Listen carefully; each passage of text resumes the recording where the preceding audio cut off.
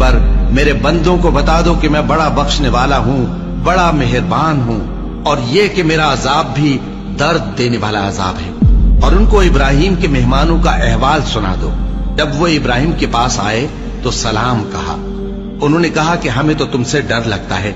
मेहमानों ने कहा कि डरिए नहीं, हम आपको एक दानिशमंद लड़के की खुशखबरी देते हैं। वो बोले कि जब मुझे बुढ़ापे ने आ पकड़ा तो तुम खुशखबरी देने लगे, अब काहे की खुशखबरी देते हो? उन्होंने कहा कि हम आपको सच्ची खुशखबरी देते हैं, सो आप मायूस न हो। इब्राहिम ने कहा कि अल्लाह की रहमत से मायूस होना तो गुमराहों का काम है।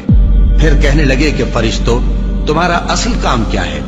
उन्होंने कहा कि हम एक गुनाहगार कौम की तरफ भेजे गए हैं कि उसको अजाब करें, मगर लूत के घर वाले कि उन सबको हम बचा लेंगे, अलबत्ता उनकी बीवी कि उसके लिए हमने ठहरा दिया है कि वो पीछे रह जाएगी।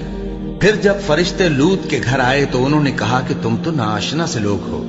वो बोले कि नहीं, बल्कि हम आपके पास वो चीज लेकर आए हैं जिसमें लोग शक करते थे, और हम आपके पास यकीनी बात लेकर आए हैं और हम सच कहते हैं। तो आप कुछ रात रहे से अपने घर वालों को ले निकलें और खुद उनके पीछे चलें, और आप में से कोई शख्स पीछे मुड़कर न देखे, और जहां आपको हुक्म हो वहां चले जाइए।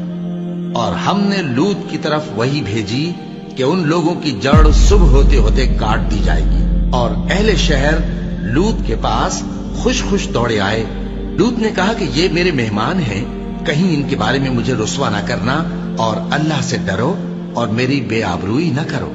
वो बोले, क्या हमने तुमको सारे जहान की हिमायत और तरफदारी से मना नहीं किया?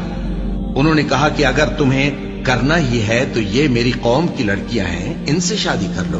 ए नबी, तुम्हारी जान की कसम, वो अपनी मस्ती में मदहोश हो रहे थे, सो उनको सूरज निकलते निकलते चिंगार ने आ पकड़ा, और हमने उन बस्तियों को उलटकर नीचे ऊपर कर दिया और उन पर खंगर की पथरियां बरसाई। बेशक इस किस्से में अहले फरासत के लिए निशानी है।